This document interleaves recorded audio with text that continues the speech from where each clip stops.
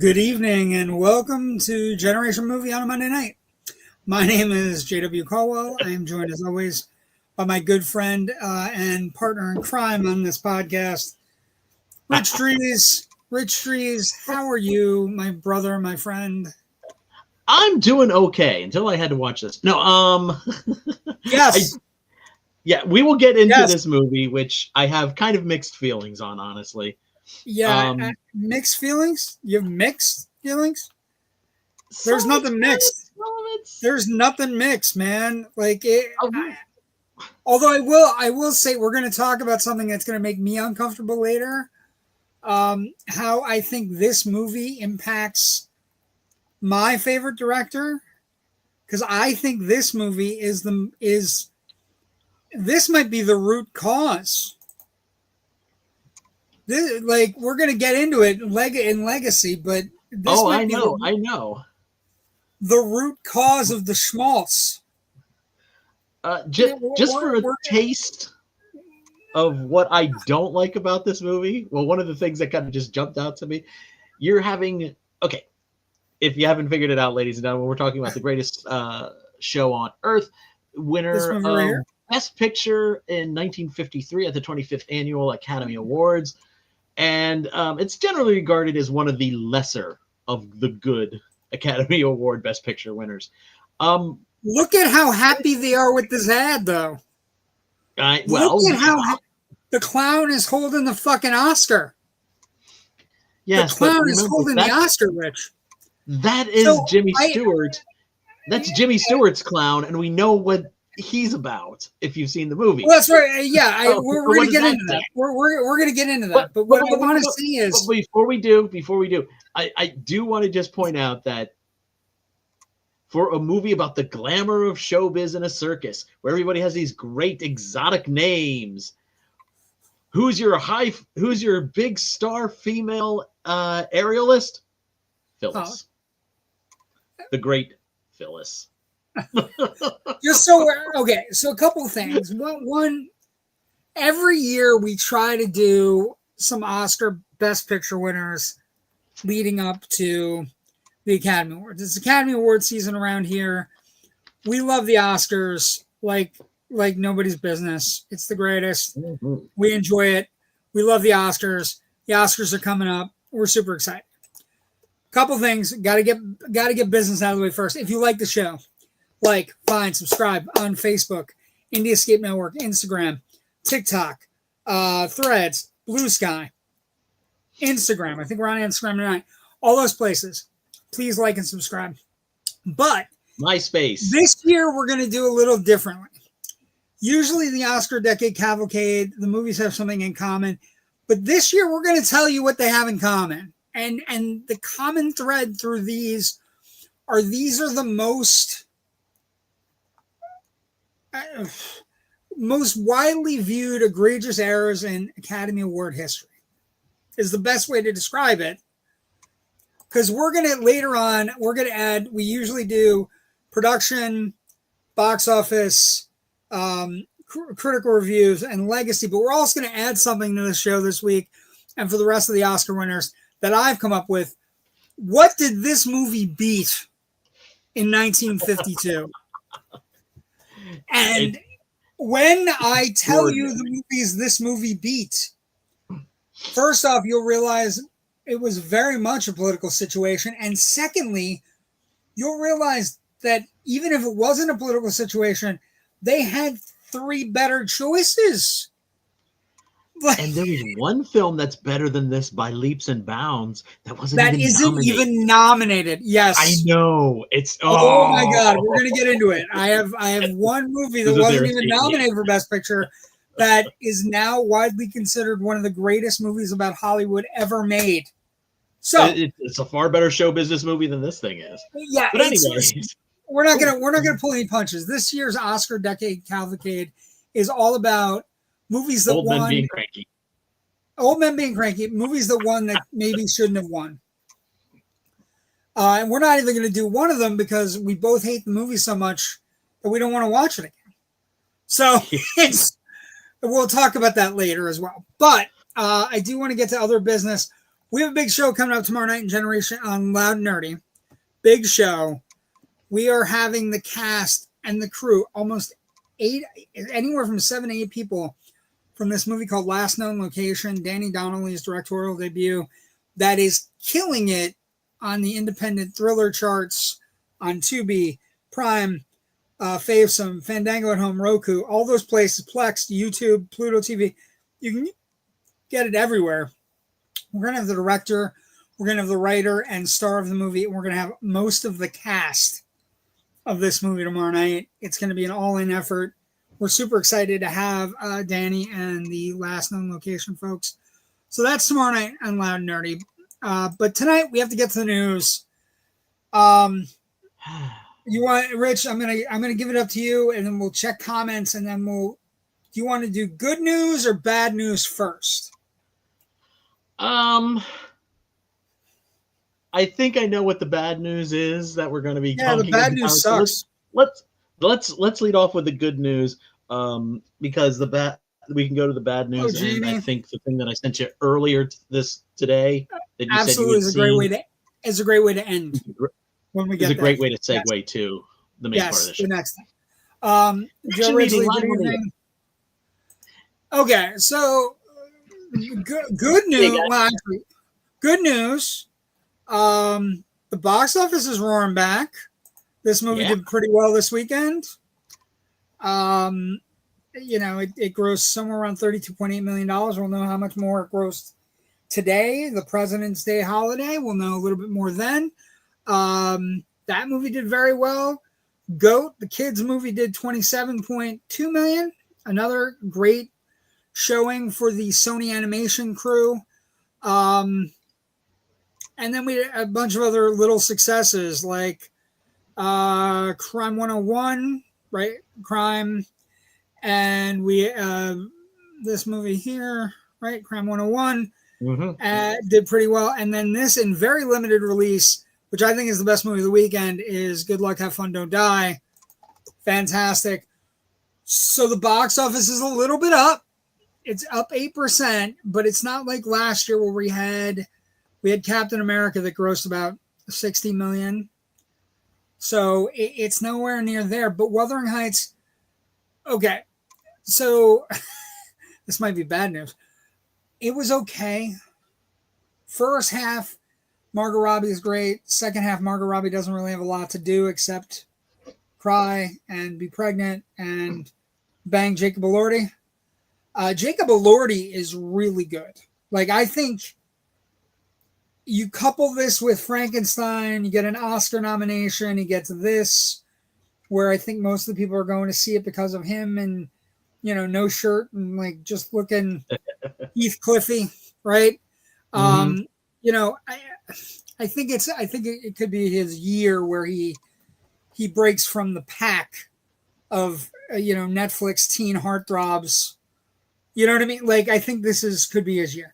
The movie's okay though; it's not great, and I would argue that most of the people who were looking for a real adaptation are probably going to come off not super happy, right? But the theater was they were goosed and they were excited and they were watching it. And although the score coming out of it's not great, audiences are not overly reacting to it. Goat had the animated movie, Rich, had a rare cinema score of A. Now, I don't know if that's just people not having any goddamn kid movies to see, or this animation studio, this Sony animation studio is onto something really. They're cooking, right? They're absolutely cooking with gas. They have Mitchell versus the Machines. Then they have the 2 Spider-Man Across the Universe movies. Then they have K-pop Demon Hunters. Then they have Goat. So it could be the birth of a really good animation studio in the wake of, Disney kind of like not being able to land anything that's not a Pixar sequel, right? Or a sequel in general. And, the Sony Animation's making these original movies that are finally getting released to theaters. And what was the drop? speaking, not just the new movies. Oh, this is a good story as well. Let's get to what my man Sam was up to. Well, okay, so Send Help had a 3% drop. It ends up at 3% from last week. So it grossed like 10 million last week. It started off with like 18 million, then it grossed 10. Now it's at 8.8. It's at 40. Send Help is at 47 million, 49 million domestic, 24 international, 73. It only costs about 40 million to make. So it's quickly kind of generating buzz, becoming one of the bigger hits of the year. And once it gets to streaming, Rich, it will be it will become a 3% drop from your second to third weekend is insane. That doesn't happen. It's usually like another 40 or 50%. The last time we were even close was Sinners last year, where Sinners kept like, instead of dropping, it was like going up 1 or 2% every week. The word of mouth kind of built on it. I don't think Wuthering Heights is going to last. I think Wuthering Heights is very much a open week, but Goat has about 3 weeks of nothing opening until Hoppers, the Pixar movie that's coming out in March. I think Goat has a real shot to kind of stick it out like Migration, or stick it out like, some of the other movies before we get to the big guns that are waiting March, April, May. Because we do have some big guns. Hail Mary, baby. Project Hail Mary. Yeah, I don't want to see any more trailers of Project Hail Mary. I'm getting so psyched for that. I think the movie's going to be great, but I don't want to see anything else. I just, like, the trailer is so well cut, basically. Then you realize the track that's backing the trailer is the Prince song "I Would Die for You," which is like it blows your mind how great it is. But like I said, this is a good momentum building, getting out of the February and January doldrums into the March, April, May months before summer launch. We got Scream 7 coming in 2 weeks. That looks like it's going to be very big, especially for Scream fans, of which I am definitely a Scream fan. I was there opening day for Scream 1 in a theater with my friend Andrew. All the people from the play were supposed to show up, but nobody showed up. So it was just me and him. And we came out of it going, fuck them. They shouldn't have slept in. But yeah, so... And then in May, we've got Star Wars Mandalorian and Grogu getting a full trailer for that dropping tomorrow. Yeah. But like let me ask you this. Go ahead. Some people I've heard been like, oh, this just looks like season 4 of the show, and I didn't really like season 3. Do you feel any excitement for this outside of our own stupid little bubble, or what's your feel on the vibes about this? Okay, so the vibe is that here's the issue. Here's what I think you're feeling, and here's what I think people are feeling. It's a show. They are transitioning the show to movies. That is not always a safe, nor is it a easy bet, right? So I think what you're feeling is people are nervous because The Mandalorian and Grogu are something that they like, that Star Wars has produced in the last 10 years, where there's really no question that it's good, and that it's good Star Wars, and that we like the characters, and everybody they've kind of, IG-88 and they've done a lot of good things, right? I think where people are nervous is they don't know how, what if they don't transition it well? What if it plays like a series of vignettes that are not connected? It's not a movie. I think that's where more episodic kind of a thing. Right, but the thing is, the funny thing there is that's what Star Wars is.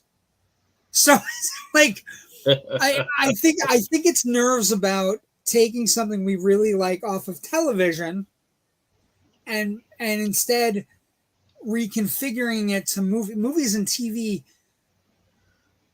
we have not seen how different they are until since the last 20 years, right? We've had some great television has become much more cinematic. Right, and television has also become Heck, you could say that even started in the 80s with something like Miami Vice or Moonlighting. Yeah, long form. It's become long form storytelling that movies never really had to compete with. You know, my dad in the 70s and 80s, and I know you were in the same boat as I am. My dad would be like, TV actors don't go to movies and movie actors don't go to television. Now it's interchangeable. Interchangeable. And I think what that is that television is caught up, and also it's a different way to storytell. And the Mandalorian and Grogu's success has come from that, where they've had 10 hours of television to tell one season story. Mm-hmm. I think that's where people are nervous. I don't think you make this transition though without knowing what the fuck you're in for. Like I can't see Disney, and maybe I'm wrong, and maybe I'm eternally optimistic. I can't see Disney killing this particular golden cash cow. I think this little guy is far too valuable for them to botch this. Do you know what I mean? It's not a case of them botching it. It's a case of the public being excited about it.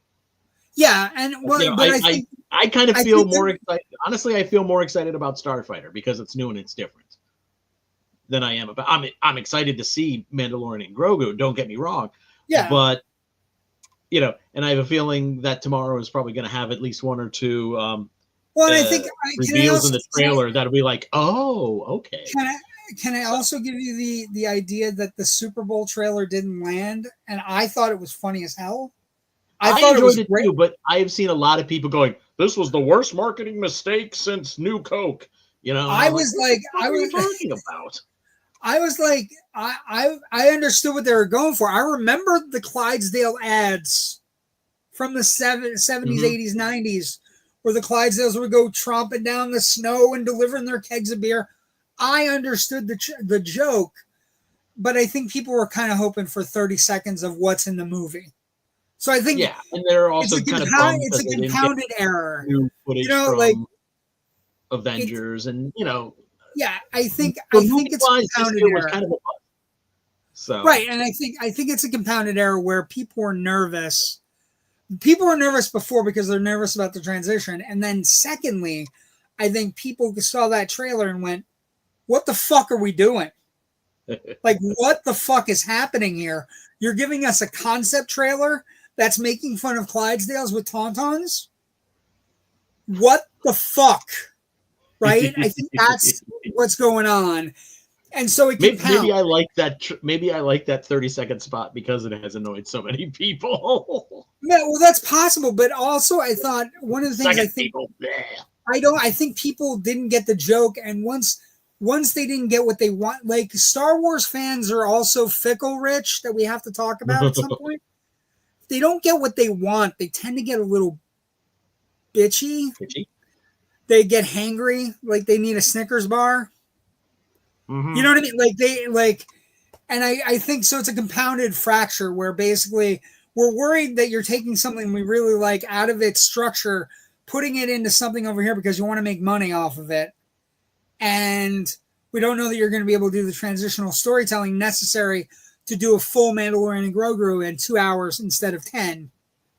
And when we go to get excited about it, you give us fucking tauntauns dragging a sled. And my wife looked at me and goes, "Is that going to be in the movie?" And I'm like, "I don't think so. It could be in the movie."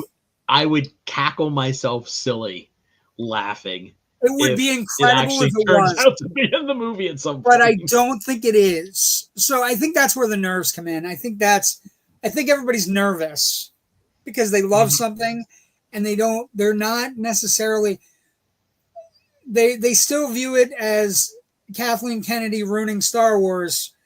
And in fact, this is Favreau and Filoni's first big, we're going to take The Mandalorian Grogu and put it in movies. It's their first big gamble, right? So everybody's a little bit nervous. If we get there on May 25th, Rich, and it's good and it's great and it's everything we want out of Star Wars, it grosses $300 million and does way better than anybody expected. You know what I mean? Like, but yeah. I don't know. I don't know what's going to happen. Okay.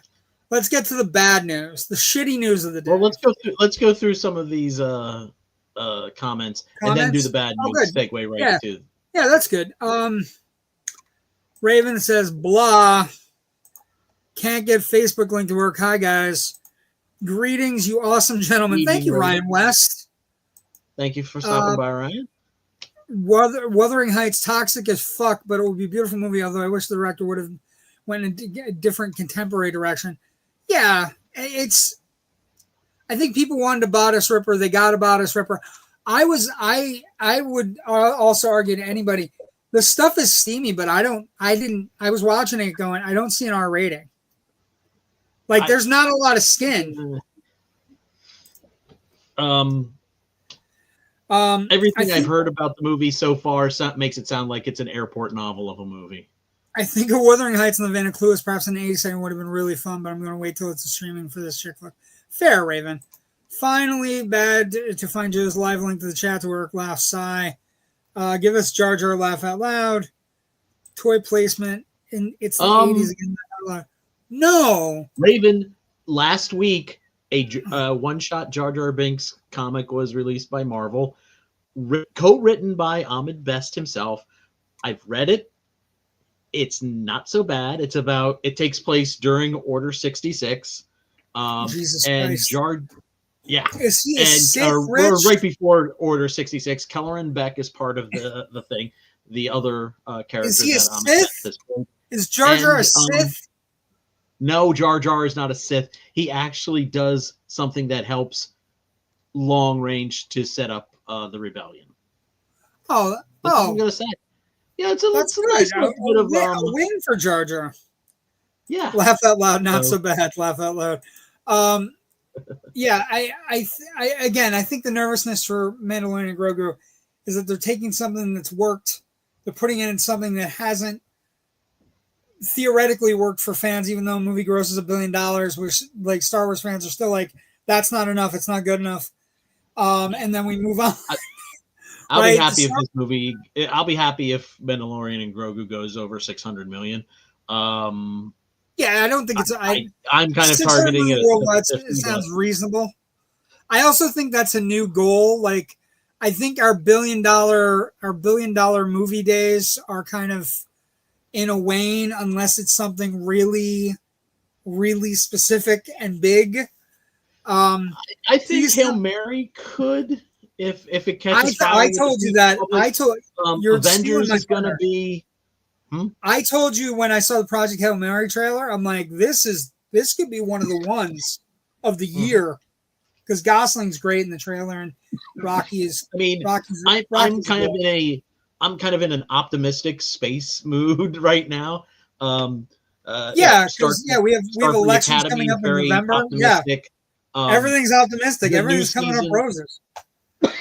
The new season of For All Mankind is coming up on Apple TV Plus. I can't say what I thought about it, but I have seen about the first 8 out of the 10 episodes of the season, and it's really if you've enjoyed the previous 4 seasons of For All Mankind, I noticed you didn't say that. I do recommend checking it out. You didn't say that out loud, too loud.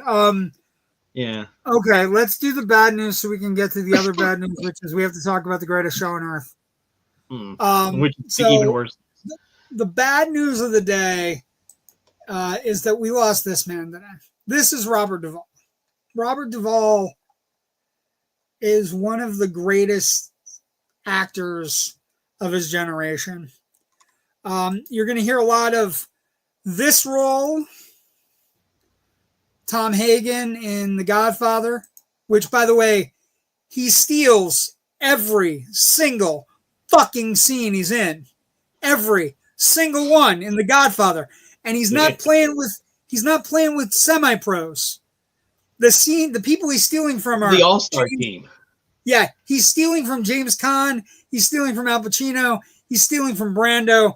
He steals every scene he's in as Tom Hagen, the consigliere for the Corleone family. You're going to hear about that. You're also going to hear about this because it is one of the most widely quoted things in the history of film. I love the smell of napalm in the morning. So his role in Apocalypse Now. But he had so many other roles where you look up and you don't realize how good someone is until they're gone. And the one that I remember more than anything, because it played on HBO in a loop, Rich, the one I was thinking about the most today was The Great Santini. Which is this, he was nominated for an Academy Award. It's this 80s family drama about a military family and the father and son who are at odds.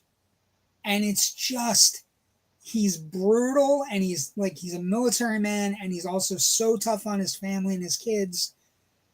But he's fantastic in the role and you want to root for him.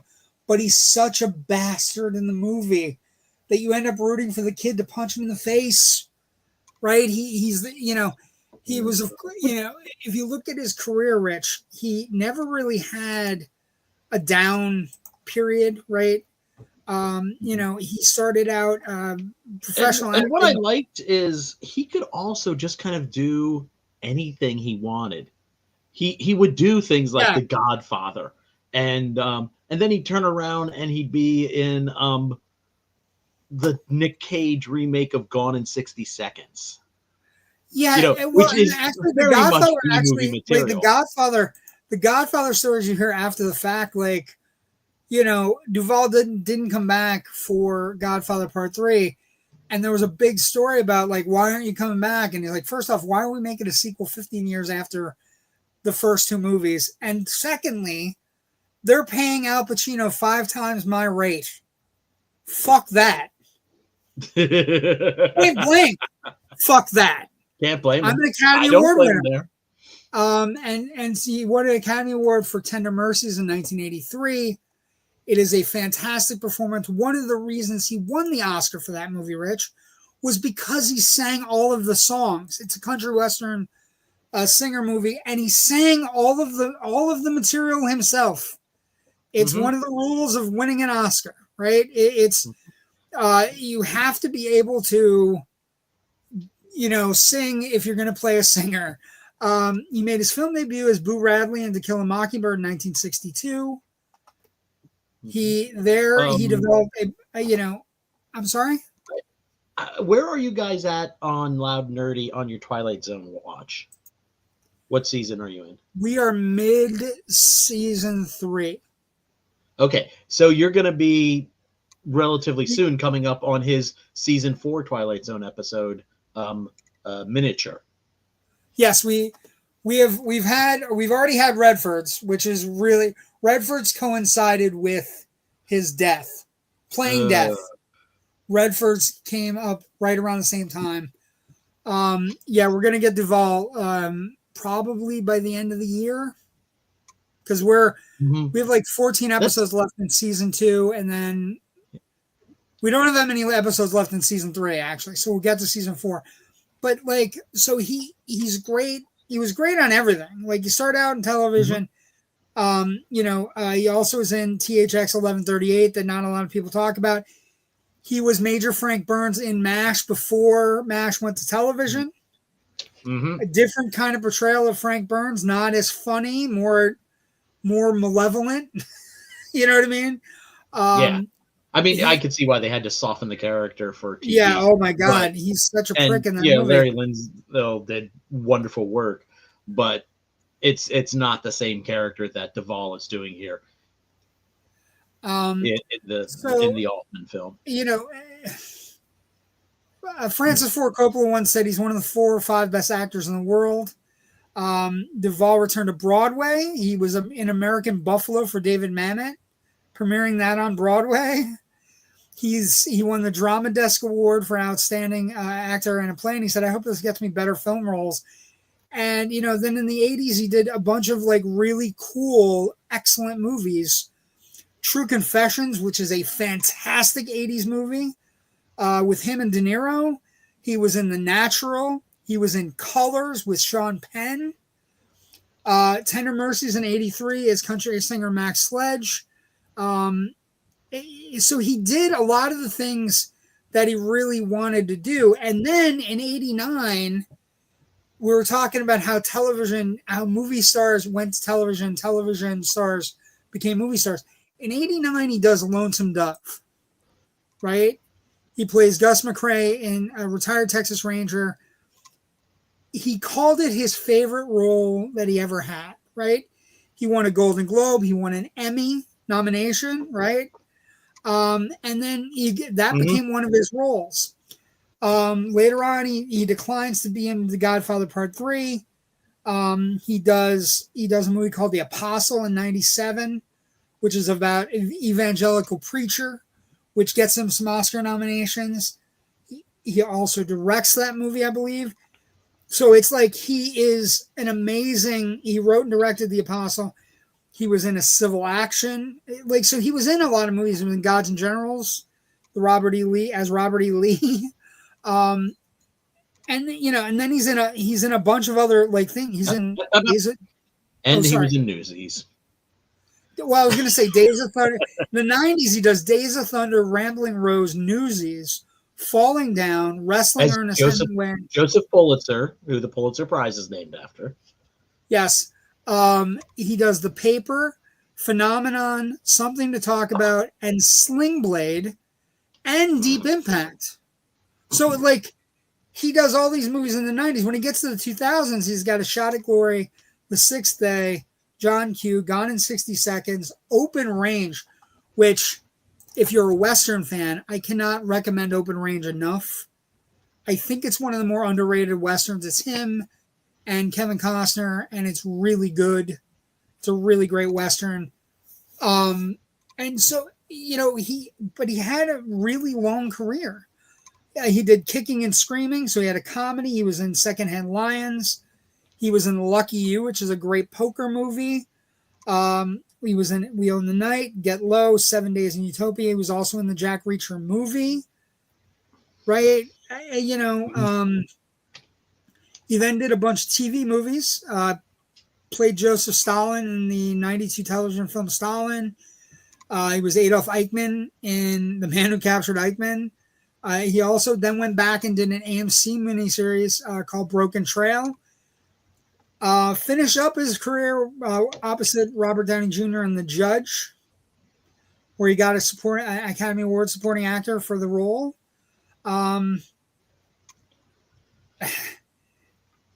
He was the oldest at the time. He was the oldest actor ever nominated for a Best Supporting Actor award. You know, and then he finished up with Hustle and the Pale Blue Eye, which is about Edgar Allan Poe. He was just a really good actor, like with longevity and roles that defined him. And today you're going to hear Academy Award winner Robert Duvall passed away, and you're going to hear star of The Godfather and Apocalypse Now, but he's so much more than that.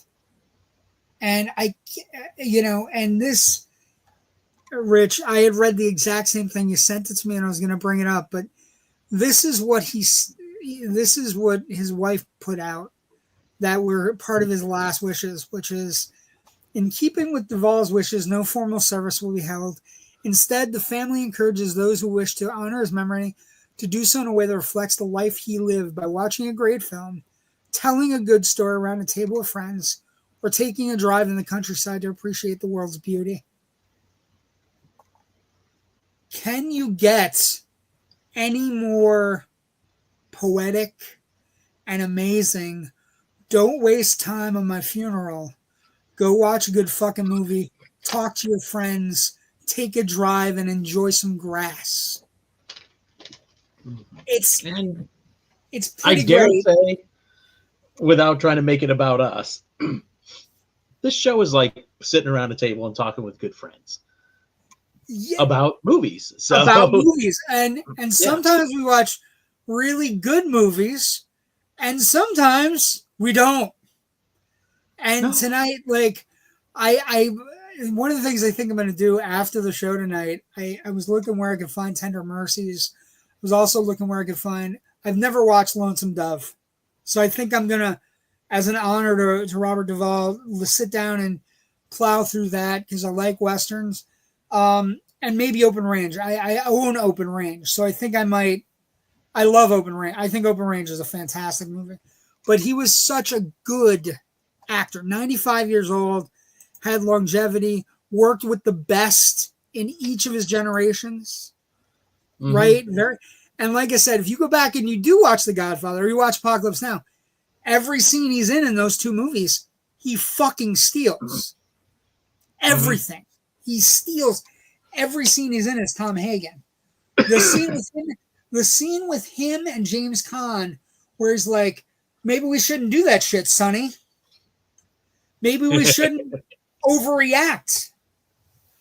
And like he chisels Caan right down to the fucking nub in front of Brando. It's the stuff of legend, right? And it only gets funnier that he didn't come back for Godfather Part 3 because they didn't want to pay him. And it's like, I'm an Academy Award winner. I should get paid. Yes, you should.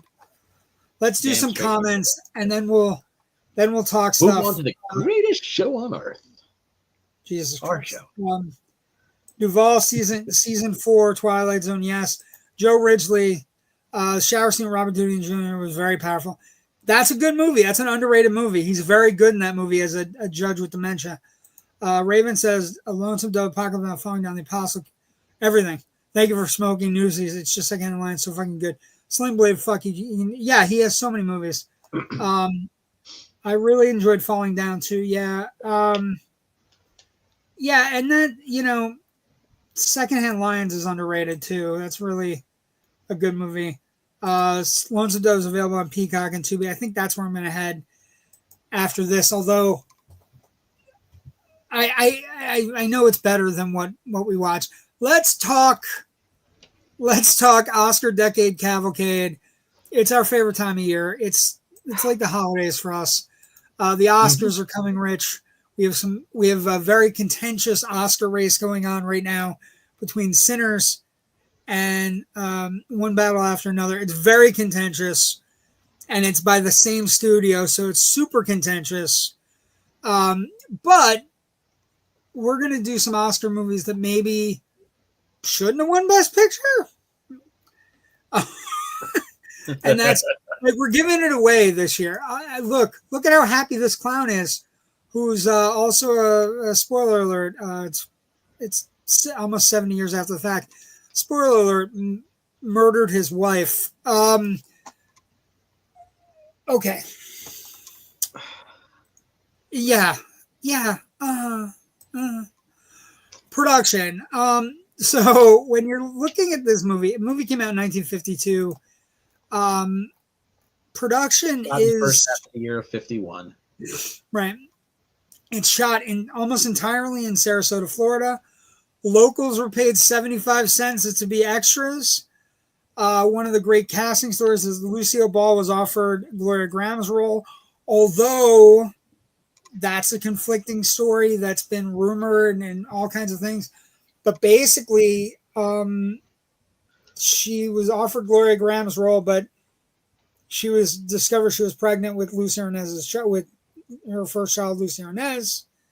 And DeMille was filming Ringling Brothers and Bailey Circus for a long time, and Ball could have been preparing I Love Lucy at the same time. So that's kind of one of those weird stories. Art Concello was the general manager of Ringling Brothers. DeMille was traveling around with the circus, taking stock footage, also kind of like learning to be like the road life of a circus person. But he's a 70-year-old man in his 70s at this time.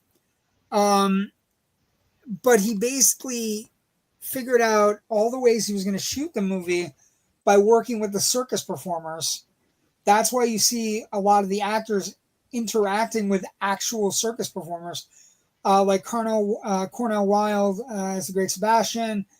So like he was working with all these different people, and they were teaching him all the tricks of the circus, which I think what's is funny about Cornel Wilde playing the aerialist, the Great Sebastian, as opposed to Phyllis. Cornel Wilde was Betty Hutton out of this. immensely afraid of heights, and yeah, it's he kind of willed himself to overcome it, to do a lot of the stunts you see 40 feet up in the air. I think one of the interesting things about the movie is, can I make an admission today? I remember seeing this movie with my dad, but I didn't remember how this movie was until today. Like, for example, a lot of this movie is shot with the actors in the foreground, and in the background, it looks like it's stock footage that DeMille's been shooting for a year. There are moments where it's definitely rear projection work. I'm thinking in one of the pageantry sequences at the circus with the Marie Antoinette and her courtier women. It just so stood out like a sore thumb to me. It stands out really bad. I'll give you another example. Any of the scenes in Brad's tent or Brad's travel place where the actors are having scenes with Charlton Heston. The Heston. There is stuff going on in the background, and it is it's not three-dimensional. It's a screen. So it becomes very distracting. And the production on this movie is very much, DeMille is doing a documentary of this circus. And one other really bad one right at the end that stood out was when they're doing the parade down the street and Betty Hutton is up on the yes, oh my god, and they have the close up of her singing, when she's singing the circus song. That stoplight just moves past her all on the background screen. It just looked like ass. I was like, oh god, that's awful. Rich, it takes you out of the movie every chance it does it. Every time it does it, it takes you out of the movie. And I'll give you an example of like somebody who is not impacted as much by it.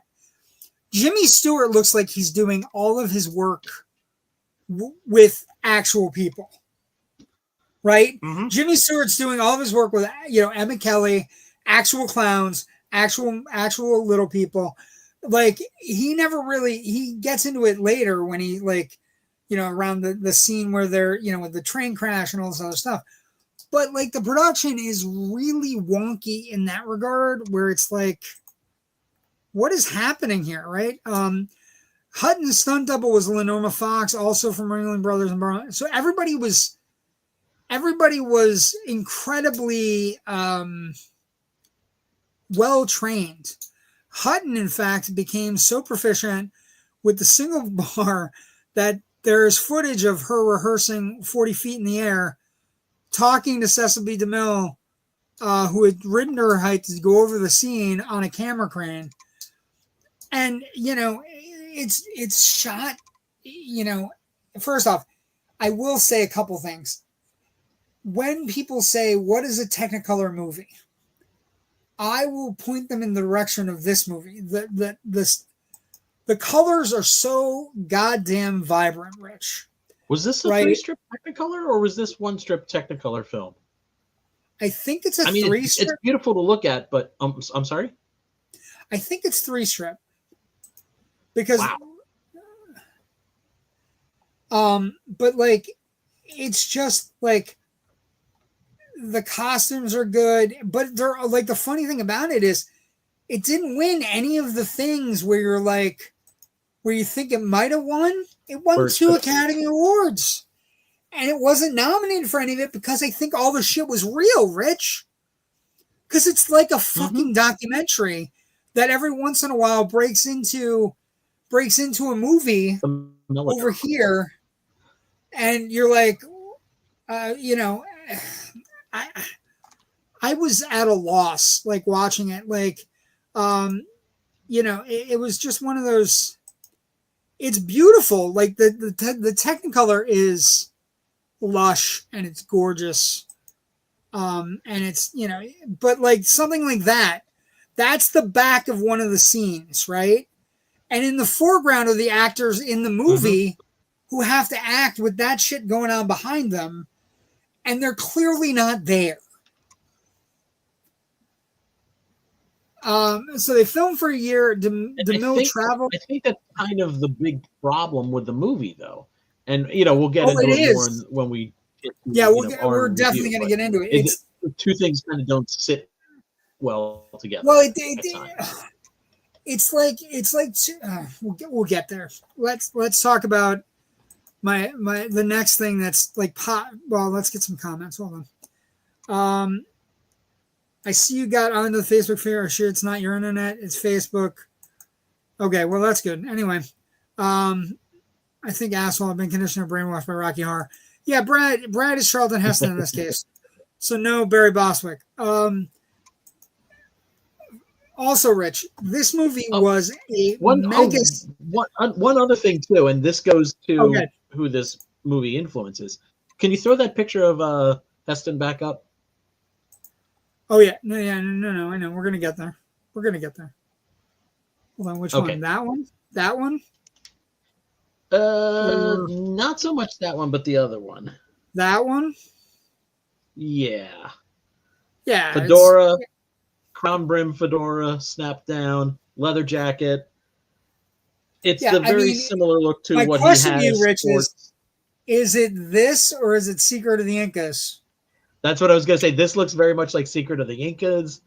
Incans, which is very much acknowledged. Very much like a guy behind me right now. Influence on Steven Spielberg for Indiana Jones. Yeah, it's very much it.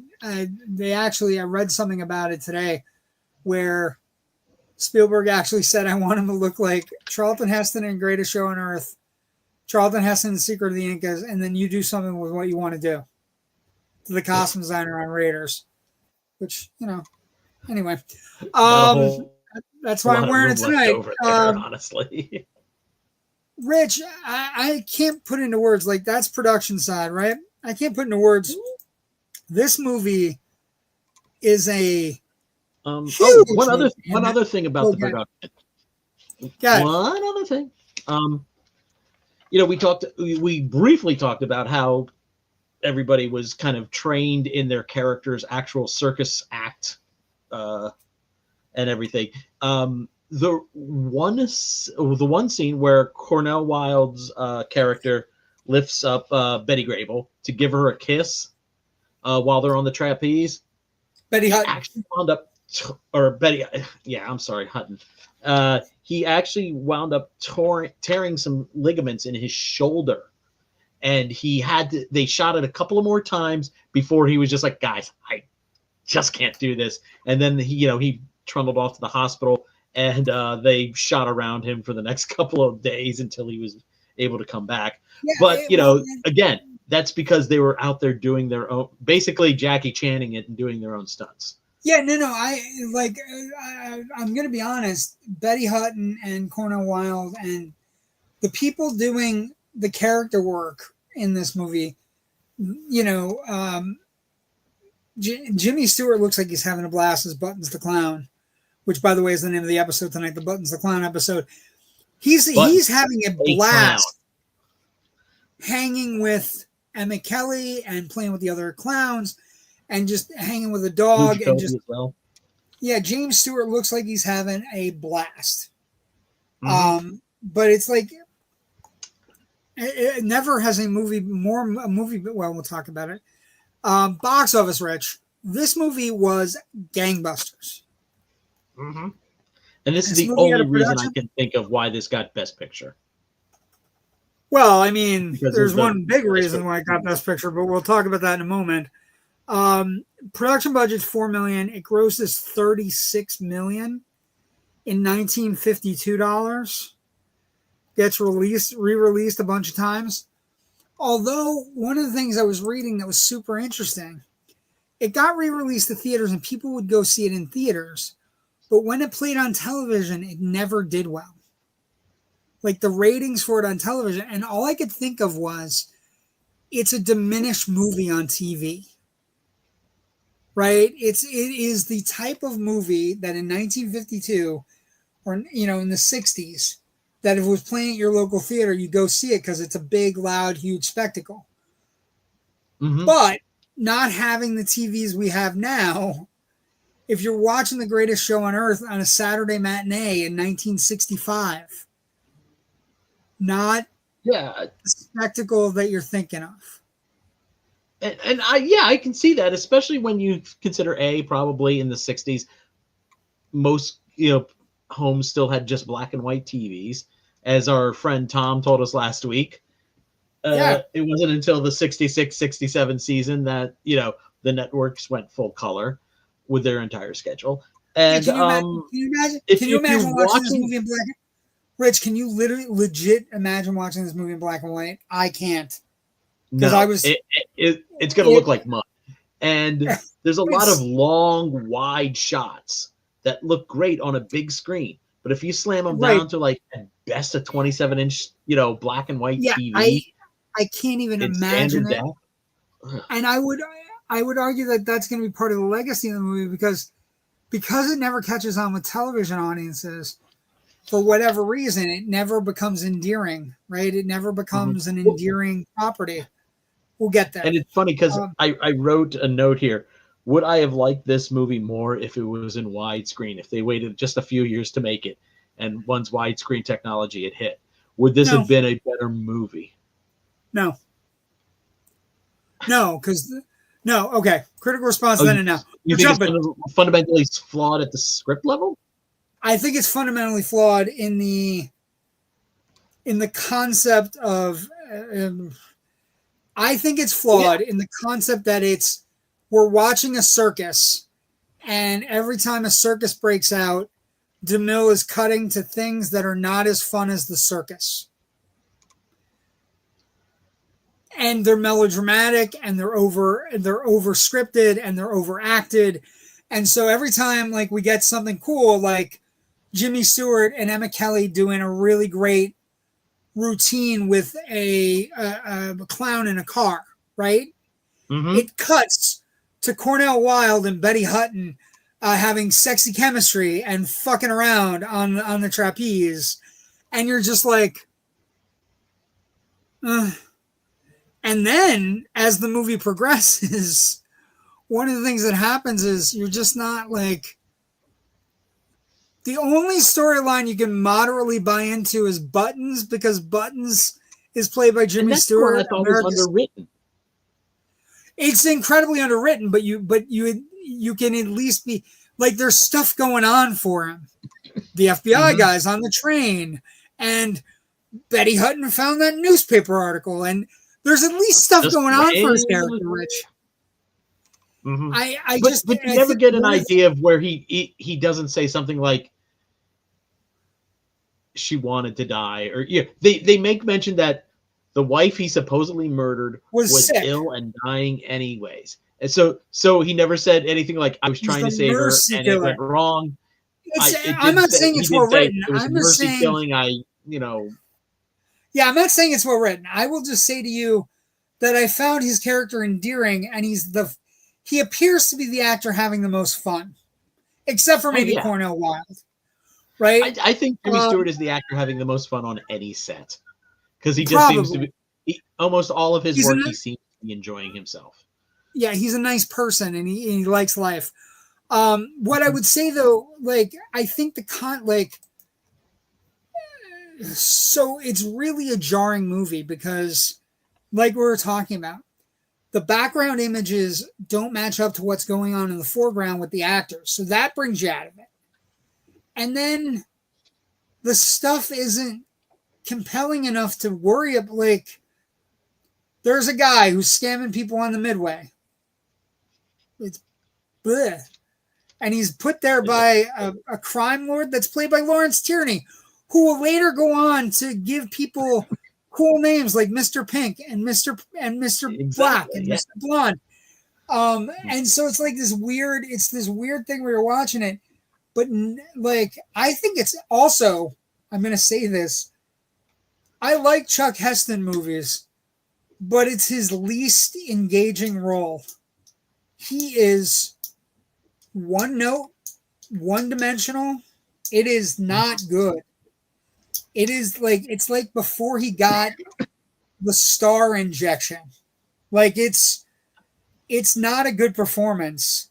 I think DeMille is enamored with the circus, and actually, as I was watching it, I was like, this movie should be a fucking documentary. Like, just make a documentary. I think Cornel, yeah, but I would say Cornel Wilde is also just similarly one note in his performance. He's a walking HR nightmare, and that's all he is. Right, and nobody has anything to do. Betty Hutton is like, she's at best schizophrenic. Like, what do you actually want? Nobody knows. But like I said, the thing that kept on jarring me out of it. Like, I kept on, like, either I want to focus on the circus, or I don't want to focus on these people that are boring running the circus. And another thing that took me out of it a lot of the times, Rich, although the narration is done by somebody we all like, the narration is droning. It is real. This is the circus. The hammers will build a cathedral to Jesus Christ. It is that violates the basic rule of show, don't tell. Don't tell. Because they were showing it. We didn't need that. Just have some nice piece of music over that, and just let us see how that comes along. It's and how a circus goes on. Mess. We don't need. It is a mess of a movie, and it's just one of those things where I think the stunts are fantastic. I think the actors doing real circus stuff is fantastic. I think the train wreck at the time was probably so far ahead of its time. It's like something you've never seen before, right?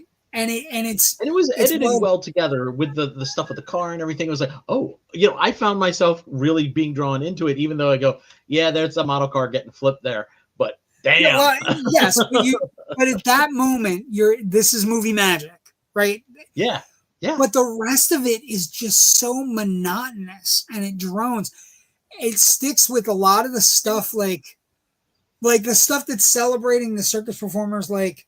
The one that jumped out at me as like not particularly engaging, and the kind of thing I would get up to get popcorn at the concession stand at a real circus. Like, there's a sequence where they're doing, I think it's lunchtime in with the lunchtime with the princesses or the queens or something. Yeah. And it's just this monotonous 10 minutes where they show the girls getting like a Bo Peep stick, and then the next thing is just them dancing in a circle, and it's meant to be Busby Berkeley style, but it's not good enough to be Busby Berkeley style, and so it's like Cecil B. DeMille is trying to do all these things, and it's just so fucking boring. Always captivated by spectacle, okay? Yes, and circuses at that time were just spectacle. Here's some exotic animals. Here's like these lovely women dancing. Here's show people, yes, tricks, but it never gets into it. It never and everything that has no basic giant through line through the whole 2 hours. However long a circus show is. It ascribes to be the backstage trappings of these weird circus folk. And it never gets going. It never heats up. Heston is not great. The love triangle, like Gloria Graham is the best. Like, she's the best thing in the movie. Like, Gloria Graham is fantastic as Angel. It's a weird, like. I was looking at this today, Rich. This is one of the worst reviewed Best Pictures of all time.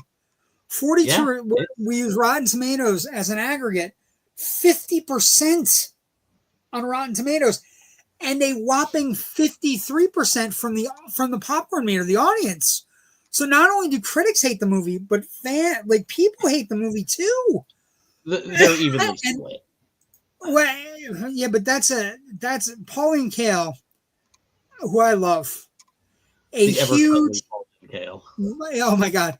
Yeah, just her vocabulary when ripping movies apart is one of the greatest things ever. A huge, mawkish, trite circus movie directed by Cecil B. DeMille in a neo-biblical style. Neo-biblical style. In 5 years, Rich, he's going to make the 10 Commandments.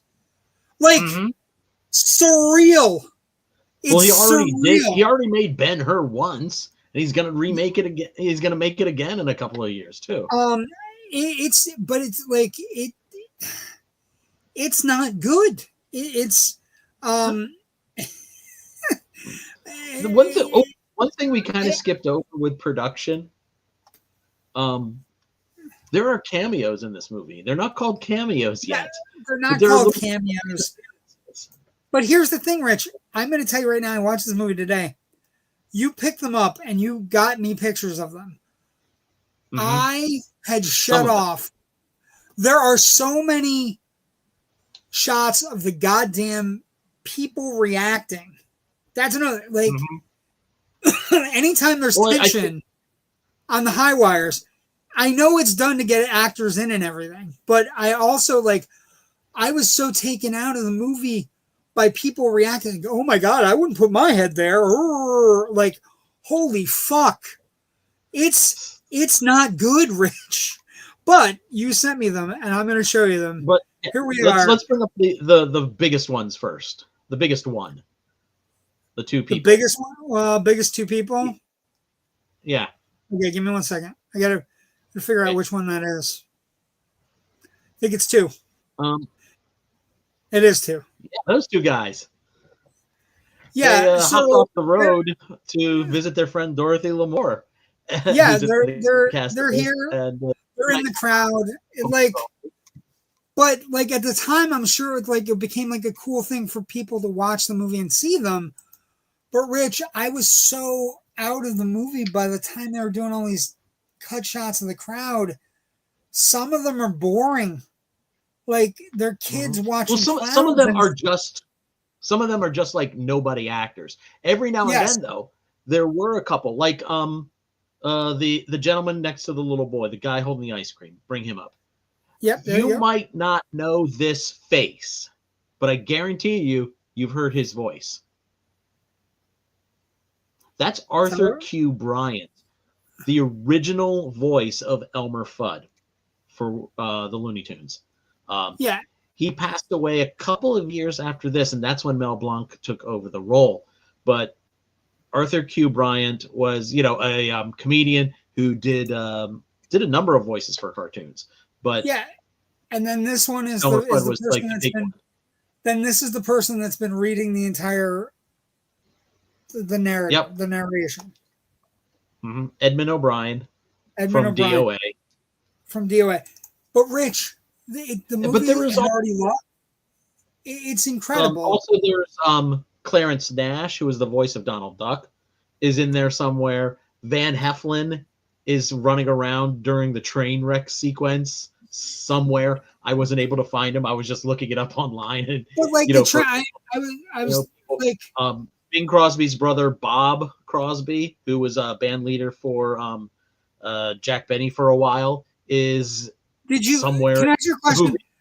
I put this clown up. Did you? I know we're in a weird time politically. Did you see the drag clown in the movie? Yeah. This clown right here behind Betty Hutton. He has full eyelashes and ladies' makeup. And it's, I'm thinking to myself, yeah, even in the 50s, kids, even the 50s, fuck. And he gets called out for not wearing his eyelashes at one point. Not being big enough. The eyelashes were not big enough in the last city we were in. And I'm thinking to myself, Jesus Christ. Drag it up a little more, sweetheart. The train sequence was great. I think there are things to hang your hat on, but like the script is so wonky and wobbly, and then the performances are like the performances aren't great, and you get the distinct impression that DeMille just wanted to be at the circus. Like that's what I took from it today. I was watching it, I'm like, he just really wanted to join the circus as a kid, maybe. You know, the animals are incredible. You know, there's a baby gorilla sequence that's cute. You know what I mean? Like, but for the most part, Rich, it's fucking brutal. It is not good. It is like. Tell us how you really feel. I didn't want to hate it, Rich. I really didn't. This is one of the reviews that I leaned into today when I was reading them. James Kendrick, who wrote this in 2021, the subplots are regularly interrupted by DeMille's extensive documentary footage of the circus, which would work much better if they were substantially shorter and therefore more clearly integrated into the drama happening on screen. That's exactly how I felt. That's exactly like either shoot a documentary or shoot a movie about the circus that has circus people in it that are like one of the most frustrating film experiences. And the idea that this movie won Best Picture is astounding. It's astounding. Let's take a look at the slate for Best Picture. Yeah. Oh God, the slate is fantastic. Yeah. Here we go. Ready? First of all, high news. Yeah, I got it right here. I can run it off. Oh no, wait, stop. I have the posters. Let's go. Let's do from the back. Okay. Let's do from the back end. Let's do from the back end and give you an idea of like, this is, okay, wait, sorry, not that one. We'll get to there.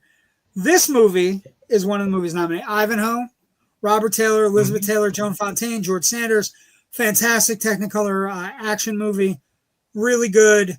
Lots of fun. Well done. Great. Then you have Moulin Rouge, Jose Ferrer, the original Moulin Rouge. Victory Films, very well done. Zsa Zsa Gabor, amazing, right? Fantastic. Here's where shit goes off the rails. So the other nominee is this movie, is Greatest Show on Earth, which will win Best Picture. And then the other two nominees at the time in the Oscars in the 50s, five nominees, Rich, as you know, whether or not you folks know who watch it. This is one of the nominees. Holy fuck, Rich. Holy shit. Probably John Ford's best film. Probably John Ford's best film. It's top two. And the other John Ford and John Wayne movie, they're both John Ford, John Wayne movies, right? Searchers and The Quiet Man, right? But The Quiet Man... But The Quiet Man, over the years, has become required viewing on St. Patrick's Day. It's beautiful to look at. Maureen O'Hara is great. John Wayne is great. Everything about it's great. The cinematography is great. The fight's great.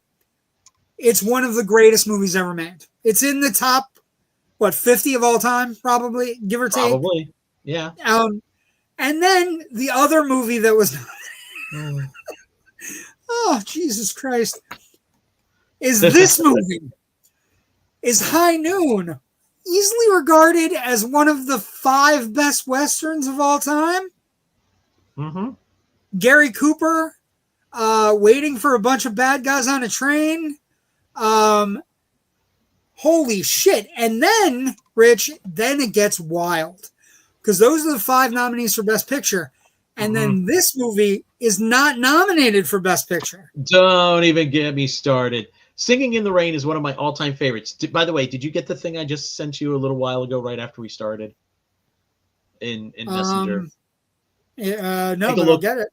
I was going to say, I'll vamp for a moment. Singing in the Rain is one of the all-time great films. It's a musical that not is a love letter to Hollywood, explores Hollywood's history, specifically around that period where they're going from silent films to the talkies. and it's a beautiful musical extravaganza. Uses a lot of songs from that era. It introduces us. It brings to the world Debbie Reynolds, one of the all-time great singing and dancing it's such a good musical movie. stars. It is such a good movie. Yeah, it's a Gene Kelly joint. Donald O'Connor is fantastic. Make 'Em Laugh is probably one of the top 5 musical performances of this era. Just the sheer physicality of it and everything.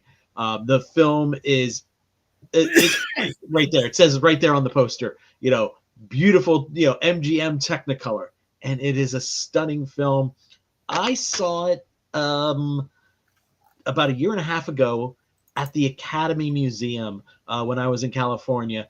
They had a brand new 4K restoration of the film, and that's the day when I was in California I chose to go to the thing. And this is a detail of a picture. I took this picture of the poster that they had hanging up outside of the Academy Museum Theater. If you can see, it's autographed by Gene Kelly himself, and I wanted to share that. Yeah, I know, and we want to get it on. If you ask somebody to name your top 5 musicals, if they don't have Singing in the Rain in the top 3, we shouldn't be talking about musicals. They're probably very medically defined as deaf and blind.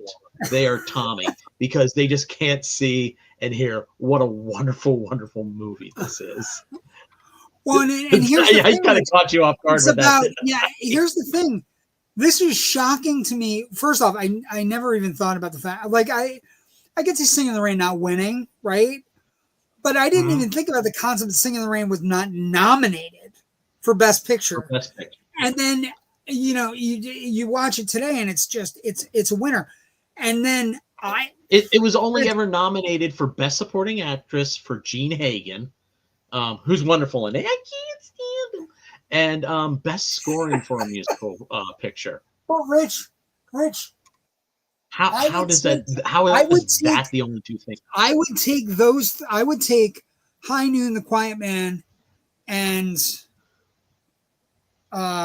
in the Rain over this movie any day of the week.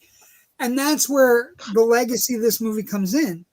This movie in the last 10, 15 years, right? Okay, let's get a comment first. Hold on. Are there circuses that this movie could have even be remade? I mean, would you want to remake it? No, I don't want. You can't remake it as is. You can do a circus movie. You can do a circus movie. Nightmare Alley is a circus movie. Well, I was thinking about. I saw the one circus movie about the circus folk that I watched for the horror movie I watched. But the idea, you could do a circus movie, but it cannot be in this. This is a functionally illiterate movie. Like, it's this big monstrosity that is just lumbering from scene to scene. It's like the elephants in the movie. It's just lumbering. The legacy is that this has become widely regarded as top 3. There are articles that you read. Is this the worst Best Picture movie of all time? Right? And then you start getting the legacy starts to get in, right? The legacy starts to creep in about the time frame. But even DeMille though didn't think he was going to win. No, he thought the Quiet Man or High Noon was going to win. But like I was saying, the legacy I want to get to. So he agrees with us. Yes. The legacy of this movie is that it comes out in the 50s at the height of the Red Scare. Right? So you have people actively in the background saying who felt that High Noon was a communist film. Oh, it's all about hippie peacenik. Yeah, who felt High Noon was a communist Western and you shouldn't vote for High Noon. And so I as I was reading it today, it's a twofold prospect on the legacy, right? So in one way, sometimes Hollywood misses honoring the people they should have honored. And so you can look at it that way, that they had DeMille. DeMille had made all these silent movies. Everybody in the Academy knew who Cecil B. DeMille was, that they wanted to give him an Oscar before he passed away, and that they wanted him to accept the Oscar, right? You could look at it that way, that there was an active campaign. We want to reward this guy that was a legend. And it's not more the a greatest, lifetime award. A lifetime achievement, yes. And it sometimes happens, right? Yeah. You and I have talked about it. It happens in the Academy Awards. But the other more convincing story to me is that because of the Red Scare and the McCarthy era, High Noon gets nixed. And people are told that if High Noon wins, McCarthy's going to look at Hollywood a lot worse. And McCarthy's going to come after us. And all you people in the Academy who vote for it are going to be labeled communists. And they're going to come after our industry. So don't vote for it. And my answer to that is, okay, then vote for The Quiet Man. Yeah. Well, I mean, this is something we're going to come back to again and again. I think, yes, the fact that the Academy Award isn't meant to bestow instant classic status on something necessarily, more so than it is to kind of just be a snapshot of that moment year. That you're in. Of that year. And it's up to the movies themselves to gain that status. To become classic over time. That's just how the history and looking at these things just works. So obviously, so we can say, 70 years, almost 75 years later, what the hell were they thinking about not nominating Singing in the Rain? Whereas at the time, maybe people were like, oh, Singing in the Rain was good, but it's no Ivanhoe, because that's what they were thinking of, because they don't, Right. The Academy, I love what you said. The Academy Awards are a snapshot, and it's up to the individual movies that win or don't win or whatever, the stories behind that year's race. It's up to the movies to achieve a greater status. We're going to have that this year, right? We're going to have the story behind this race between these two movies, where one is, I think, an instant classic that's going to be around for the rest of my life, right? And I think the other one is a good movie where it's a director that everybody really, really likes and really wants to reward, but it's not as good as the movie that's going to lose. And we have that happen. We've had it happen. Like Forrest Gump beat Pulp Fiction. And I need to remind everybody, not only did it beat Pulp Fiction, but Forrest Gump beat The Shawshank Redemption. So it happens. Yes, Annie Hall beat Star Wars. Crazy. If you really want to get into it, Gandhi beat E.T., and there's no way that should have happened. Also, 1981, Chariots of Fire is a great movie, but that song is just the Meatball song. I'm just now that you hear it, you can't unhear it. Chariots of Fire is great, but it's no this. It's no this. Yeah. So like, you're going to have that happen, but this is a rare occurrence where,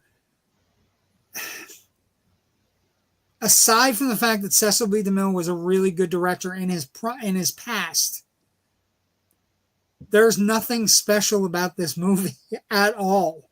No. At all. Like, I know we spent a year with them, but the stuff looks just like a regular documentary you would see on PBS. You know what I mean? And then the actor, like, the plot gets bogged down in, like, there's too much circusing going on for the plot to actually achieve any status. And then other legacy that we need to talk about. This movie appears in The Fabelmans. I love Steven Spielberg. I was thinking about this real hard today as I was watching this movie. The biggest thing that happens with Spielberg is people say he's too schmaltzy. He's too melodramatic near the end of his films or whatever. Happens all the time. And for years I've defended it. And for years I just viewed it as Spielberg being Spielberg. But today, Rich, I have the epiphany. He got it from this goddamn movie, Rich. He got it from this movie. He got it from this movie. This movie tries to do everything. And in doing everything, doesn't work. Now, I'm not going to say that that Spielberg's movies are not good, because you'll never hear me say that. But what I will say to you is, I understand the criticism, and I accept it, and I've accepted it for a long time, that Spielberg, to me, will always have schmaltzy endings and will always be schmaltzy when he has to be. But now I find out it's a learned trait, Rich. I find out today that his defining characteristic is he saw this movie when he was a child with his mother, which we know from the Fabelmans, because he recreates the train crash, and the Fabelmans is based on his life. And so what I would say to you is, I blame Cecil B. DeMille. I wholeheartedly blame Cecil B. DeMille, Rich, and I will not hold Steven Spielberg accountable anymore. Also, we should point out that this outfit looks, and you brought it up earlier, this outfit looks remarkably like this outfit. But I think it's more secret than Yankees. But I was thinking about it today. I was like watching it going, the schmaltz done poorly is what you get with this movie, right? I think people complain about the schmaltziness of, like, say, Saving Private Ryan, right at the end. Did I earn it? Right? People complain about it a little bit. But I would say that the schmaltz that Spielberg does in no way is as bad as the schmaltz in this movie. There's no way. So we have watched one of the greatest Best Picture winners that is not good ever today. I could not believe how long the movie felt like it was 5 hours. I broke it up in half. I watched like an hour and a half of it yesterday, and then the last hour. I thank God for the nephews in my life who distract me and force me out of my viewing room to play Uno or something else, because I was banging my head against the wall and just going, does this movie get better? Like, I'm like, well, the train scene's going to be coming up. And I know that Jimmy Stewart's going to get arrested. I remember Jimmy Stewart getting arrested. Spoiler alert. He is the mercy killer, and he is a murderer who's holding the Oscar. Clown with a secret. Ooh. Yeah, the clown with a secret. Everybody's got a secret in the circus. That's a fucking line in the movie, Rich. Also, I need to point out this movie. We should also point out that this movie won Best Screenplay. Wasn't called Best Screenplay at the time. It was called Best Motion Picture Story. Written by 3 fucking people, Rich. Frederick M. Frank, Theodore St. John, and Frank Cavett. And like I said, the weird thing about this movie is it's like a documentary with story grafted onto it. It's just, it's not good. It's not. Like I said, though, I think there are some fun things in it, but overall, it's just Emmett Kelly's great. I'm gonna be on. My grandfather was a huge Emmett Kelly fan. My grandfather was a firefighter, a florist, and he was a professional clown in vaudeville Scranton days. Wow. And there are pictures of my grandfather dressed as Emmett Kelly. So, yeah. So I was watching everything. I think Emmett Kelly steals every scene he's in this movie. Oh, yeah. Right. Well, not everyone, because in one of the scenes post train crash where everybody's trying to pick up stuff, he's not in his very familiar sad clown makeup. Yeah. He's just in his civilian clothes, I guess you could say. And somebody says to him, "Hey, Emmett, fix this or grab this or do something." I will say, I had to stop the film. I stopped the film and went to Google and said, Emmett Kelly without makeup. It's just to go, okay, yeah, that's the same guy. There's also, I caught him breaking. There's also a moment he's doing a scene with Jimmy Stewart where they're falling on each other. And towards the end of the scene, Jimmy Stewart falls on him. And Emmett Kelly laughs. You can see it. Holy shit, Jimmy Stewart just fell on me. Kind of laugh. But other than that, like it's very long. It's monotonous.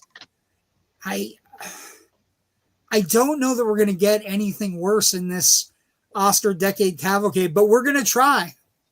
Oh, we're going to try. Coming up next, next week. Coming up next week on Generation Movie, our Oscar Decade Cavalcade, we're going to stay in the 50s. We're going to go around the world in 80 days with David Niven and Shirley MacLaine. Cantinflas. And now this is the movie that actually coined the term cameo appearance. Yeah, so. This is where they coined cameos because there's so many cameos. I haven't seen it in a long time, but I was doing. Wait till we get to next week. What was nominated against it? It might be a bigger week than this week. Holy shit. But with that, where can people find your stuff, Rich? All of my writing can be found at filmbuffonline.com. I've got, we also have a Facebook page as well. You can find me on the socials at FilmbuffRich on Blue Sky, Twitter, and occasionally Threads when I remember that I have an account there. A couple of things. Circus movies today, meh. Functionally illiterate. I like it, laugh out loud. JW now hates it. I don't hate Cecil B. DeMille. I just think this is a poor example of his work. Is the best way to describe it. A waste of a couple of years of his guys. I just think it's a poor representation of his work. If you like our show, if you like us talking about old-timey movies, if you like us talking about Oscar movies, and how films impact history and the history we're living in, please like and subscribe on Facebook, TikTok, Instagram, Threads, X, or whatever the crazy thing the fuck is guys calling it today. Twitter. IMDb, YouTube, all those places. Also, we have another show, other shows on this network, but the one coming up tomorrow night is a very important one for the network. We would like everyone to join us to welcome the Last Known Location folks. Danny Donnelly and Amy Teresa, star and writer of the movie, and almost the entire cast will be with us tomorrow night live at 9 p.m. on all these places. The movie is an independent movie that is burning up the charts on Tubi and all these places. Please come and visit us and join us and meet the cast and crew. I am told it is the first time they've all been together since they shot, that they will be in one place. So we're super excited about that. We have at least 7 of them. Great show, guys. Learned a bunch. Thank you, Raven. Thank you very much for joining us. No big movies coming out this week. You got a couple of little movies that might keep the momentum going. Thank you for joining us. We'll see everybody next week for Around the World in 80 Days. Wait till you see the movies that was nominated against. Holy shit. Crazy. Have a good night. Stay safe, and we'll see everybody next week.